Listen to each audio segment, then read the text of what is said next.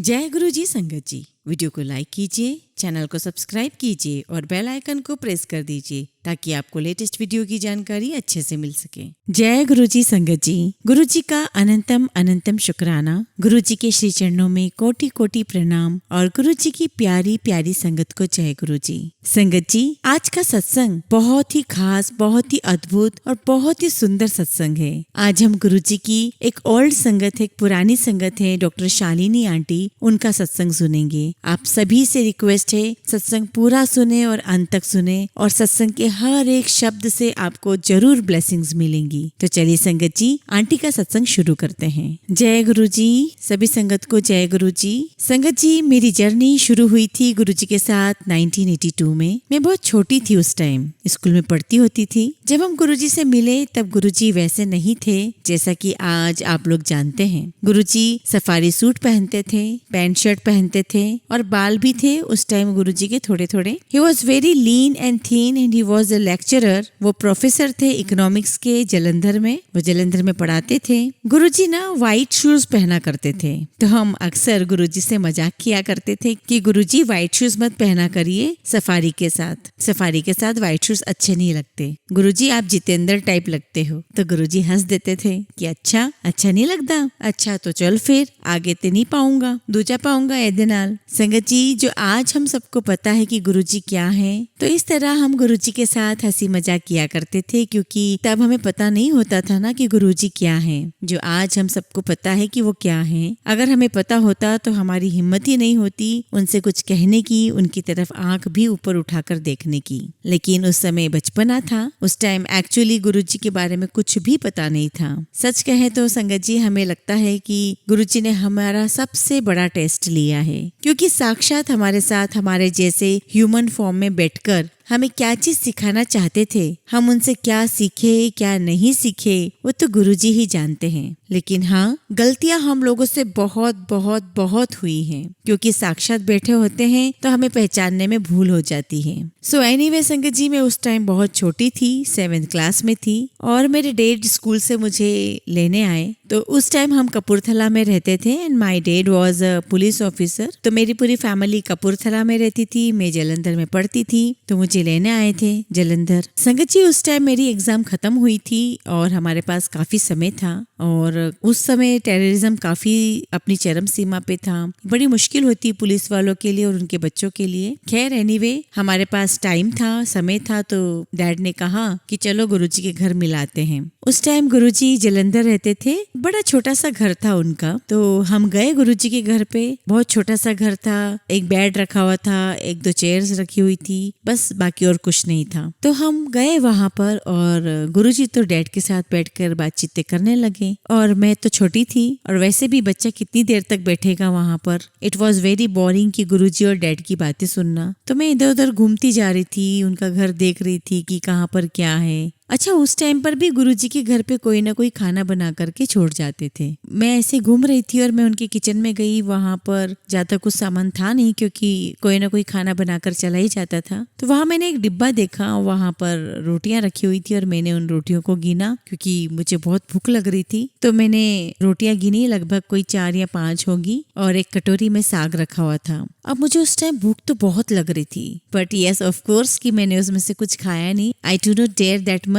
मैं इतनी हिम्मत नहीं कर सकती थी। फिर ऐसे ही घूम घूम के घर देखती रही कि यहाँ पर ये है व्हाटएवर। तो जब हम जाने लगे तो गुरुजी ने मेरे डैड को कहा कि चलिए साहब, खाना खाकर जाना। तो डैड लुक एट मी और उन्होंने मुझे देखा और बोला, खाना खाना है? हाँ मुझे तो खाना है, मुझे तो वैसे ही बहुत भूख लगी हुई थी। डैड चेयर पे बैठ गए, मैं और गुरुजी स्टूल पर बैठ गए और कोई तो वहाँ था, संगत जैसा ही था। हालांकि उस टाइम इतनी संगत नहीं होती थी। उन्हें बोला कि जाओ डिब्बा लेकर आओ, तो वो आकर के हमें डिब्बा और वो साग दे करके गए। तो फिर जब वो हमें खाना दे करके गए तो गुरुजी ने डैड को रोटी दे दी, मुझे दे दी, खुद अपने आप ले ली। तो 3 रोटी तो हो गई, पर उसके बाद अब और भूख लगी हुई थी और वो गुरुजी का खाना पता नहीं क्या था, लिटरली इतना स्वाद था, आप खाते रह जाओगे, आपकी भूख नहीं मिटेगी। इतना टेस्ट था उसके अंदर कि अब पता चल रहा है कि उसे डीप डिवाइन प्रसाद कहते हैं। उस टाइम तो हम खाना ही कह रहे थे कि सब्जी है, रोटी है। अब गुरुजी ने तीनों को एक एक रोटी दे दी और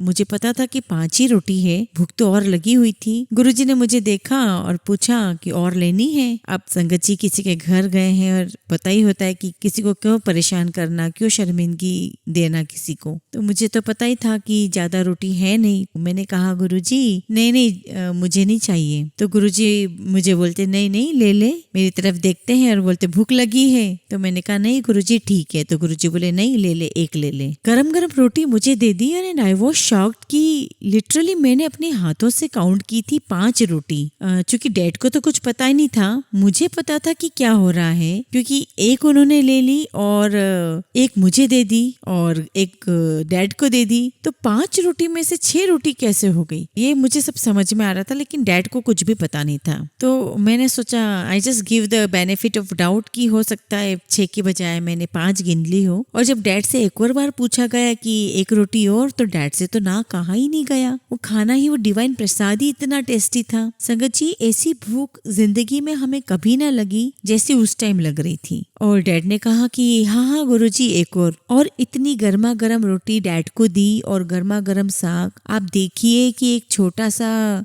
किचन था, ज्यादा सामान नहीं था, एक छोटे से बाउल में सब्जी रखी हुई थी। हम लोगों ने 4 रोटियां खा ली। आई वॉज वेरी शॉक्ड कि मुझे मालूम था कि इतनी रोटियां तो वहाँ नहीं थी किचन में। बस गुरुजी उस डिब्बे को बंद करते, खोलते और गर्मा गर्म रोटियां खिलाते। डैड को तो कुछ पता नहीं था, गुरुजी मुझे देखे जा रहे थे and I was very shocked कि मुझे तो सब पता ही था। आई लुक्ड एट गुरुजी और मैं आंखों में गुरुजी से प्रश्न कर रही हूँ कि आप कहाँ से रोटी ला रहे हो, इसमें तो रोटी है ही नहीं। और बस गुरुजी मुझे देखते जा रहे थे और हंसते जा रहे थे और मैं तो स्माइल करना भी भूल गई। मैं तो बस गुरुजी को देखती ही रह गई कि ये क्या था। और बस जाते जाते मैंने गुरुजी की तरफ स्माइल किया और मैंने बोला गुरुजी वाओ गुरुजी ये तो बहुत ही फन था। एंड उसके बाद हम लोग अपने अपने घर चले गए। ये मेरा गुरुजी के साथ फर्स्ट एनकाउंटर था। मेरे डैड तो गुरुजी से पहले मिल चुके थे, गुरुजी खुद ही आए थे डैड से मिलने और उन्होंने अपने आप को भी गुरुजी के नाम से ही इंट्रोड्यूस करा। तो डैड ने बोला कि गुरुजी मतलब क्या, कुछ तो नाम होगा आपका। तो गुरुजी ने कहा कि मेरा नाम तो निर्मल सिंह है पर मैं गुरुजी के नाम से ही जाना जाता हूँ। तो डैड तो पहले मिले थे लेकिन हमें इतना नहीं पता था कि गुरुजी कौन है क्या है। तो गुरुजी का क्या था कि आज जैसे वैसे फॉर्म में नहीं थे गुरुजी। कभी पार्टी में मिले, कभी शादियों में मिले। गुरुजी को सबके बारे में सब कुछ ध्यान था, किसका क्या नाम है, क्या डेजिग्नेशन है, कौन है, क्या इंसिडेंट हुआ था इनके साथ, सब एक एक चीज उन्हें मालूम थी। And we were very shock कि गुरुजी की मेमोरी तो बहुत ही फैंटास्टिक है। जब हम लोग पटियाला में थे तो अक्सर गुरुजी घर आ जाया करते थे। मेरी मदर को अक्सर दोपहर में सोने की आदत थी और गुरुजी दोपहर को ही आते थे। और बस जैसे ही घर की बेल बजती मम्मी बोलती अरे गुरुजी है, इतनी दोपहर को क्यों आना होता है, थोड़ी देर बाद आ जाते गुरुजी, ऐसा मम्मी सोचा करती थी मन में। फिर मम्मी हमें कहती कि नहीं नहीं गुरुजी आए हैं, थोड़ी देर बिठाओ, मैं आती हूँ आधे घंटे में। तो गुरुजी को हम ड्राइंग रूम में बिठा देते थे और हम तो बच्चे थे, बस गुरुजी के साथ बातचीत करना, लिटरली उनके साथ खेल कूद करना, कुछ न कुछ स्कूल की बातें बताते रहना। तो उस टाइम गुरुजी ने रुद्राक्ष की माला पहना करते थे और अपने आप ही गुरुजी ने हमें बोला कि जाओ पानी का ग्लास ले आओ। और हम पानी का ग्लास ले आए और उस पानी के ग्लास में जो गुरुजी रुद्राक्ष की माला पहना करते थे उस माला को उसमें डिप किया और देन गुरुजी ने हमें कहा कि ये पी लो, ये अमृत है। और हम तो बच्चे थे, हमने इतना बचपना गुरुजी के साथ किया कि अब सोचती हूँ तो लगता है कि हम कितनी नादानी में रहे गुरुजी के साथ। और गुरुजी हमें ऐसे अमृत पिला देते थे और संगत जी मैं आपको बता नहीं सकती हूँ कि वो क्या चीज थी। जैसे आपने स्वीट आलमंड आपने सुना होगा, वो इतना मीठा होता है कि वो थोड़ा सा उसका टेस्ट बिटर लगने लगता है। एक्चुअली हमारे ह्यूमन टंग को उस टेस्ट की आदत नहीं है, तो जब हम इतना मीठा टेस्ट करते हैं तो थोड़ा सा बिटरनेस आती है उसके अंदर। तो ये जो देसी बादाम होती है बहुत स्वीट होती है, जो थोड़ी सी कड़वी लगती है। अगर उस बादाम को आप लैब में टेस्ट करेंगे तो उसका स्वीटनेस लेवल बहुत हाई है। तो वो उसे हमने अभी तक ऐसे हमारी ह्यूमन टंग ने उसे ऐसे एक्सपीरियंस नहीं किया है, इसीलिए वो हमें बिटर लगता है, कड़वा लगता है। तो गुरुजी का जो अमृत था वो कुछ ऐसा ही था, इतना स्ट्रॉन्ग, जैसे किसी ने परफ्यूम ले लिया हो और उसमें स्प्रे कर दिया हो, जो गले में जाकर के लगता था। और हम बोलते थे गुरुजी आपने हमें क्या पिला दिया ये। लेकिन उसको पीने के बाद जो एक अजीब ही प्रकार की जो एनर्जी लेवल था, जो रिफ्रेशिंग लगता था। हालांकि उस टाइम पे तो मैं बहुत छोटी थी, तो मुझे काफी याद ही नहीं है कि मैंने क्या महसूस किया होगा, क्या एनर्जी लेवल होगी, क्या थकान होती है, ये तो छोटे थे। लेकिन आज तक मैंने वो खुशबू कभी ऐसी एक्सपीरियंस ही नहीं की जो मैंने उस टाइम पे गुरुजी के प्रसाद में, जल प्रसाद में की थी। एक प्रकार से सोचिए कि मैं पूरी वर्ल्ड घूमकर आ चुकी हूँ। हर तरीके का परफ्यूम, फ्रेग्रेंस मैंने जगह जगह से लिया है, यूज किया है, लेकिन वो जो गुरुजी के पास था, खुशबू जो गुरुजी के प्रसाद में खुशबू थी, उसका तो कोई तोड़ ही नहीं है, उसका तो कोई जवाब ही नहीं, बयान ही नहीं कर सकते वो क्या ही था। बस गुरुजी के साथ हम ऐसे ही मजाक करते रहते थे, और जब भी वो अगली बार आते तो हम ऐसे ही बोलते गुरुजी वो अमृत पिलाइए हमें। और धीरे धीरे पहले तो हम ग्लास में जल लाया करते थे अमृत पीने के लिए, और गुरुजी अक्सर आते तो हम अब की बार जग लाने लग गए। मतलब हम अब ग्लास की बजाय हम जग में पानी लेकर आने लग गए, और हम बोलते हैं गुरुजी इसे अमृत बना दीजिए, हम अब पी लेंगे, हम उस टाइम पी लेंगे, हम तब पी लेंगे। और काफी बार हम लोग गुरुजी से मजाक भी करते थे कि गुरुजी अगली बार हम बाल्टी ले आए, बाल्टी में पूरा अमृत बना देना।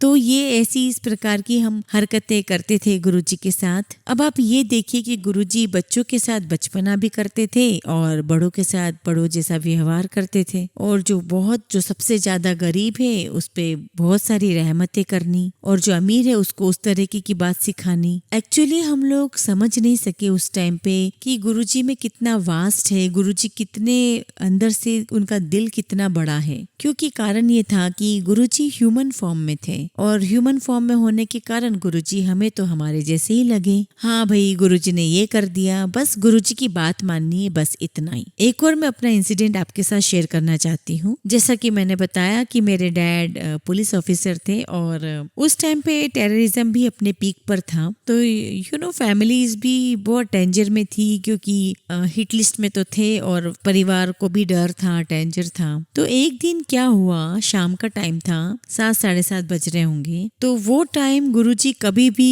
कहीं पर भी बाहर नहीं आते थे, क्योंकि ये टाइम गुरुजी का साधना का टाइम होता था। और दूसरी बात ये कि गुरुजी ने मेरी मदर को अपनी बहन बनाया हुआ था। जहाँ तक मैं जानती हूँ गुरुजी मेरी मम्मी को ही बहना कहते थे, बाकी सबको आंटी ही कहते थे। मेरे ख्याल में ये था कि गुरुजी मम्मी की बात टालते नहीं थे। मम्मी गुरुजी के साथ जिद करके बात मनवा लेती थी, गुरुजी ऐसे नहीं ऐसे करेंगे, और हाथ ही पकड़ के बोल देती थी कि नहीं गुरुजी ये करना है, गुरुजी वो करना है। हाथ ही नहीं छोड़ती थी मम्मी गुरुजी का। और गुरुजी इतना प्यार से कि अच्छा बहने इदा करना है, इदा कर लेंगे। मतलब इतना प्यार से गुरुजी समझाते थे, इतना प्यार से समझाते थे कि लिटरली आई फील कि इतना ब्लेस्ड है हम कि हमने क्या ही कर्म किए थे। गुरुजी ने ऐसे हमारा हाथ पकड़ लिया, और बस आगे से आगे जिंदगी आसान से आसान होती चली गई।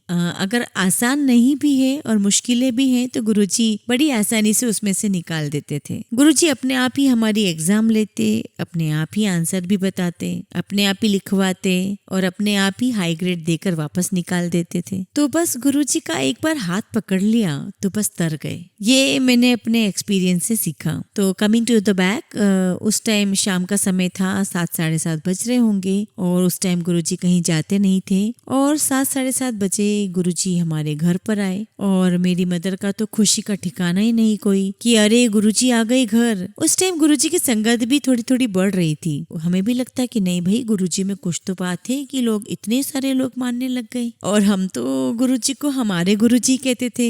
हमारे गुरुजी की मतलब बस ये 2-4 लोगों के गुरुजी, क्योंकि हमें लगता कि गुरुजी तो हमारे ही हैं, हमारे घर का ही पार्ट है, हमारे परिवार का ही पार्ट है। तो हमें लगता कि अच्छा हमारे गुरुजी के लिए भी बोल रहे हैं, हमारे गुरुजी को फॉलो कर रहे हैं। और धीरे धीरे देखते देखते उनकी संगत इतनी ज्यादा बढ़ने लग गई, हमको भी पता चला कि नहीं भाई कुछ तो जरूर बात होगी। एनीवे गुरुजी आए शाम को घर पे, तो बस मम्मी एक्साइटेड हो गई, खुश हो गई, अरे गुरुजी आए हैं, आइए बैठिए बैठिए। माय मदर वाज कि मैं क्या करूँ गुरुजी के लिए, क्या खिलाऊं, क्या पिलाऊं। She was really very extremely happy. गुरुजी बस आके बैठे तो उनको थोड़ी देर में अनईजी लगने लगा, कि जैसे उन्हें कहीं दर्द हो रहा हो, सर में दर्द हो रहा हो। तो मम्मी थोड़ा परेशान हो गई कि मम्मी ने पूछा गुरुजी से कि गुरुजी आप ठीक तो हो।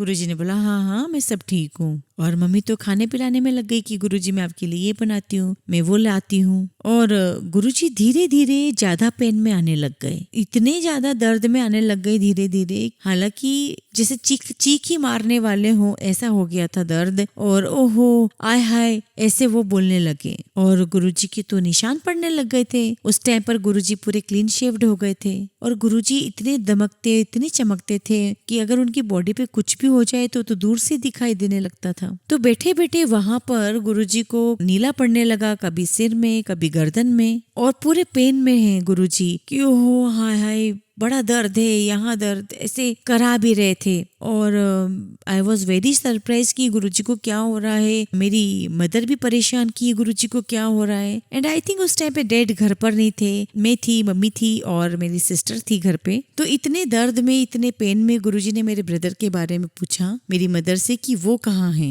ये 92-93 की बात थी। उस जमाने में ना कोई फोन होते थे ना कोई मोबाइल होता था, तो आप कांटेक्ट भी कैसे करेंगे। तो डैड हिट लिस्ट में थे और डिपार्टमेंट की तरफ से डैड को जो जिप्सीज मिली थी, जो सारी सुविधाएं मिली थी वो हम सबको मिले हुए थे। मेरे ब्रदर को भी गनमेन्स मिले हुए थे। तो गुरुजी ने ऐसे दर्द में पूछा कि वो कहाँ है। तब मेरी माँ को ख्याल आया कि हाँ उसे घर आने में आज तो बहुत देर हो गई। लेकिन मेरी मदर को ज्यादा फिक्र ये बात की थी कि गुरुजी को क्या हो रहा है, कि गुरुजी को दर्द हो रहा है, उन्हें डॉक्टर को दिखाना है। और उस टाइम पे मेरी सिस्टर भी डॉक्टर थी और गुरुजी मेरी सिस्टर को बहुत मानते थे, कहते थे कि बहुत अच्छी डॉक्टर है ये। तो अक्सर मेरी सिस्टर से बोला करते थे, पूछा करते थे कि ये हो गया है, मैं ऐसे करा लूं, मैं वो करा लूं। और मम्मी लगातार इस वरीज में थी, इस चिंता में थी कि गुरुजी को डॉक्टर के पास ले जाना है। लेकिन वहीं दूसरी ओर गुरुजी अपने दर्द में लगातार बोलते जा रहे थे बेटा किधर है। तो अब एक्चुअली मम्मी अब चिंता में आ गई कि गुरुजी बार बार क्यों बोल रहे हैं उसके बारे में, और वैसे भी उसे बहुत लेट हो गया था। तो मम्मी भी चिंता में आ गई कि आखिर गुरुजी बार बार उसका क्यों पूछ रहे हैं, और कोई कांटेक्ट करने का साधन भी नहीं था। जैसे तैसे दोस्तों से पता करा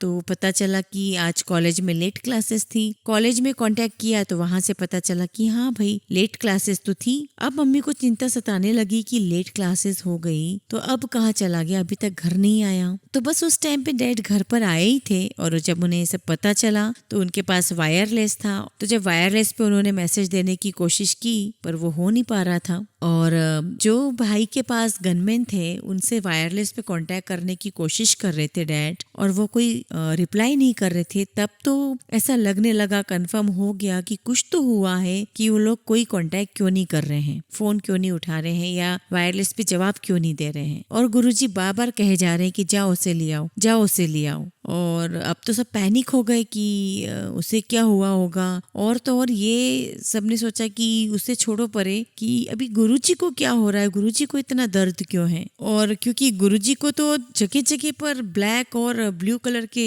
धब्बे पड़ते जा रहे हैं, नील पड़ते जा रहे हैं। तो मेरे भाई को ढूंढा और गुरुजी ने बताया कि इस डायरेक्शन में जाओ। और जब उस डायरेक्शन में खोजा गया तब हमें पता चला कि आगे चल कर के एक खाई जैसा बना हुआ था और उस खाई में उसकी जिप्सी गिरी हुई थी और उस जिप्सी के अंदर मेरा भाई था। पता चला कि टेररिस्ट ने मेरे भाई को काफी मारा हुआ था और जो गाड़ी थी वो डिच के अंदर थी और मेरा भाई उस गाड़ी में जिप्सी में बेहोश पड़ा हुआ था। और उसको तो डैड वहीं से हॉस्पिटल ले गए, लेकिन गुरुजी को घर पर चोटों पे चोटें लगी जा रही थी। और डैड ने हॉस्पिटल से फोन किया कि इसको, बेटे को, मेरे भाई को यानी कि ऐसी ऐसी चोटें आई हैं और बेहोश है। And my mother was shock कि ये क्या हुआ। इधर गुरुजी यहाँ इतनी तकलीफ में है और वहाँ उनका बेटा तकलीफ में है, वहाँ उनका बेटा बेहोश पड़ा हुआ है, मैं हॉस्पिटल जाऊं तो जाऊं कैसे। और यहाँ गुरुजी वाकई में इतनी ज्यादा तकलीफ में थे, हम उनको देख देख के परेशान हो रहे थे। गुरुजी बहुत दर्द में थे, लिटरली उनकी चीखें निकल रही थी कि आओ उसे बचा लो,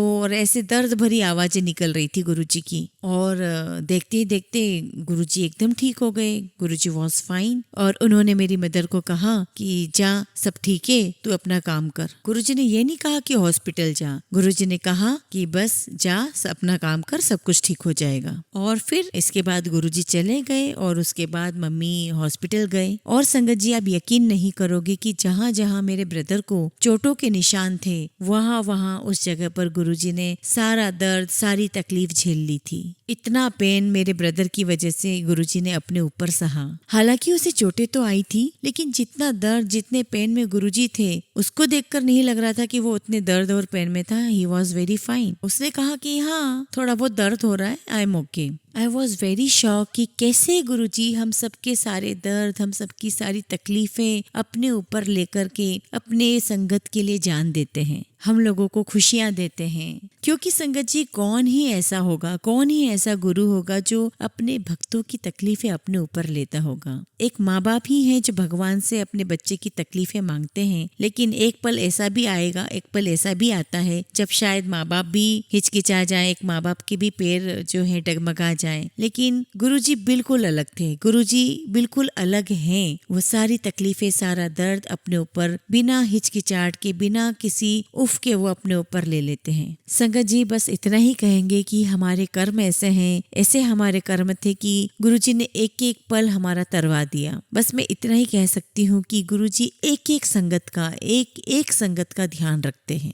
और संगत के सारे कष्ट अपने ऊपर लेकर के अपनी संगत को एक नई लाइफ देते हैं। जी हाँ संगत जी, ये एक नया जीवन देने वाली ही बात है। ये सारे इंसिडेंट हमारे साथ हुए हैं। कितनी बार मेरे डैड के साथ इंसिडेंट हुआ है और डैड ने कई बार एक्सपीरियंस किया है कि डैड को कितनी बार गुरुजी ने अपने पास बिठाए रखा, घंटों घंटों बिठाए रखा, और बाद में पता चला कि जिस रास्ते से उन्हें जाना था वहाँ बॉम्ब ब्लास्ट हुआ है। यू नो संगत जी, ये सारी बातें हमें पता नहीं लगती हैं, और उस टाइम पे भी गुरुजी डायरेक्टली कभी नहीं बोला करते थे कि उस रास्ते मत जाना, वहाँ ऐसा हो जाएगा ना, ऐसा कभी नहीं बताते थे। गुरुजी सिर्फ इतना कहते थे कि नहीं, आज मत जाओ, बैठो और बैठो, बैठे रहो, यहाँ लंगर आ रहा है, चाय प्रसाद आ रही है, लंगर चख के जाना। पर अब जाकर मुझे ऐसा लगता है कि गुरुजी शायद हमें टेस्ट कर रहे थे, क्योंकि गुरुजी अगर हमें पहले ही बोल देते थे कि वहां मत जाना, बॉम्ब ब्लास्ट होने वाला है, तो हम डर के मारे बैठ जाते। लेकिन गुरुजी ऐसा नहीं कहते थे, कभी डायरेक्टली नहीं बोलते। और मुझे ऐसा लगता है ऐसा करने के पीछे गुरुजी हमारा कहीं ना कहीं टेस्ट ले रहे होते हैं, और वो देखना चाहते हैं कि उनकी संगत कितना कहना मान रही है गुरुजी का, कितना कहना मानते हो आप गुरुजी का। गुरुजी भी कहते थे कि तुमने भी मेरा टेस्ट ले लिया है, तुमने भी ठोक बजा के गुरु पसंद कर लिया है। गुरुजी कहते थे कि अब टेस्ट मैं लूंगा और आपकी जिम्मेदारी है कि मैं जो कहूंगा वो आपको मानना है, मेरा कहना मानना है, मेरे अनुसार चलना है। और वह हमेशा एक ही बात बोलते थे कि मंगो ना मन्नो। और इस बात को मैं आपको अभी एक कहानी के माध्यम से भी समझाऊंगी कि क्यों गुरुजी ऐसा बोला करते थे कि मांगना नहीं है, मानना है, गुरुजी की रजा में राजी रहना है, गुरुजी जो कहे उसे अक्षरशः स्वीकार करना है। संगत जी, इस सत्संग को हम आगे कंटिन्यू करेंगे। आज इतना ही सुनेंगे हम इस सत्संग में, और अभी आज की हम कहानी सुनते हैं जिसके माध्यम से हम समझेंगे कि गुरुजी क्यों बोला करते थे कि मांगो नहीं मानो। कहानी इस प्रकार है। एक करोड़पति बहुत मुश्किल में था, करोड़ों का घाटा लगा हुआ था और सारी जीवन की मेहनत डूबने के करीब थी। उसकी जीवन की नौका डगमगा रही थी। वो कभी मंदिर नहीं गया था, कभी उसने कोई प्रार्थना नहीं की थी, उसे फुर्सत ही नहीं मिली थी। पूजा के लिए उसने पुजारी रखे हुए थे, कई मंदिर भी बनवाए थे जहाँ वे उसके नाम से नियमित पूजा किया करते थे। लेकिन आज इस दुख की घड़ी में कांपते हाथों वह भी मंदिर गया। सुबह जल्दी गया ताकि परमात्मा से पहली मुलाकात उसी की हो, पहली प्रार्थना वह कर सके, कोई दूसरा पहले ही मांगकर परमात्मा का मन खराब न कर चुका हो। सो वह सुबह सुबह मंदिर पहुंच गया, लेकिन ये देखकर हैरान हुआ कि गांव का एक भिखारी उससे पहले से ही मंदिर में मौजूद था। अंधेरा था, वह भी पीछे खड़ा हो गया कि भिखारी क्या मांग रहा है। धनी आदमी सोचता है कि मेरे पास तो मुसीबतें हैं, भिखारी के पास क्या मुसीबतें हो सकती है, और भिखारी सोचता है कि मुसीबतें मेरे पास हैं, धनी आदमी के पास क्या मुसीबतें होंगी। उसने सुना कि भिखारी कह रहा है, हे परमात्मा, अगर 5 रुपया आज ना मिला तो मेरा जीवन नष्ट हो जाएगा, मैं आत्महत्या कर लूंगा। पत्नी बीमार है और दवा के लिए 5 रुपया होना बहुत आवश्यक है, मेरा जीवन संकट में है। अमीर आदमी ने यह सुना,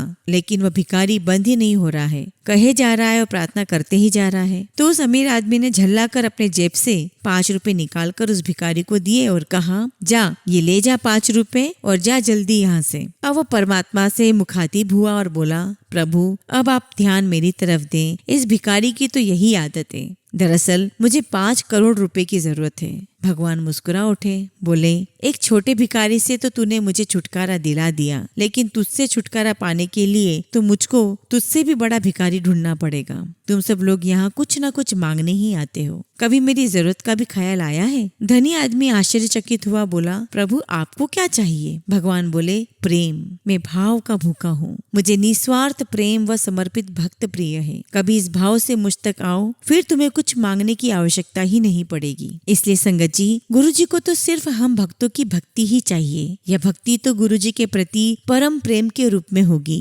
भक्ति तो प्रेम का सौंदर्य निछावर करने में है, कुछ हासिल करने में नहीं। इसलिए भक्त की चेष्टा कुछ देने की होती है, लेने की नहीं। इसलिए संगत जी, हमें पूर्ण रूप से गुरु जी के प्रति प्रेम दर्शाना चाहिए, उनसे कुछ मांगना नहीं चाहिए। वो हमारे परम पिता हैं, वो हमसे ज्यादा हमारी चाहत को जानते हैं और हमारी जरूरत को जानते हैं। इसलिए गुरु जी पर पूरी श्रद्धा बरसाते हुए, पूरी आस्था रखते हुए अपने आप को पूर्ण समर्पण करना है हमें। जय गुरु जी, शुक्राना गुरु जी।